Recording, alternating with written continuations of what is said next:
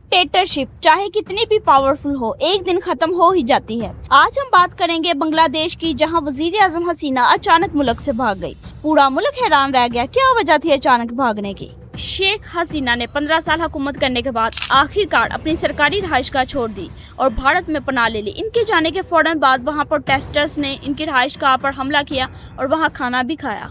वहां पर प्रोटेस्टर्स ने शेख हसीना के फादर यानी कि शेख मुजीबुर रहमान के मुजस्मे को भी तोड़ दिया। अब हम देखते हैं कि प्रोटेस्ट कैसे स्टार्ट हुआ।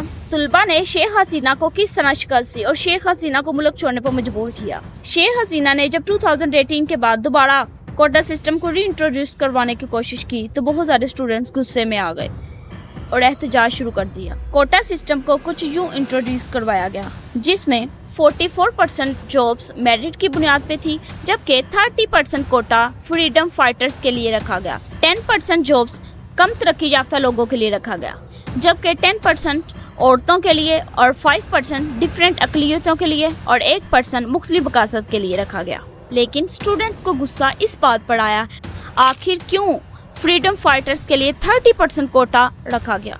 शेख हसीना ने ये कोटा सिर्फ इसलिए रखवाया ताकि वो अपने फेवरेट्स लोगों को मुख्तलिफ गवर्नमेंट जॉब्स और ब्यूरोक्रेट्स और डिफरेंट शोबों में ला सके। इस प्रोटेस्ट में 300 लोग मारे गए, जबकि हजारों जख्मी हुए और 2000 से ज्यादा लोग अरेस्ट किए गए, जिनमें स्टूडेंट्स, ऑपोजिशन कारकुनान और मुख्तलिफ सहाफ़ी भी शामिल थे। अगर देखा जाए तो ये सब कुछ शेख हसीना के इशारों पर ही हो रहा था और इस प्रोटेस्ट के दौरान हुकूमत ने नेट सर्विसेज को भी बंद कर दिया और जिसकी वजह से डिफरेंट वेबसाइट जैसे डेली स्टार हो गया, ढाका ट्रिब्यून हो गया भी ऑफलाइन थी।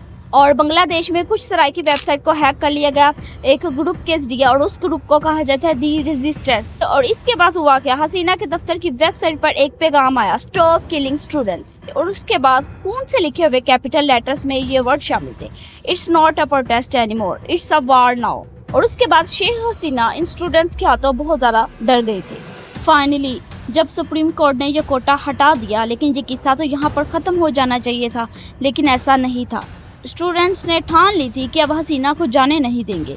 इतना खून खराबा हुआ, शेख हसीना को माफ़ी मांगनी ही पड़ेगी।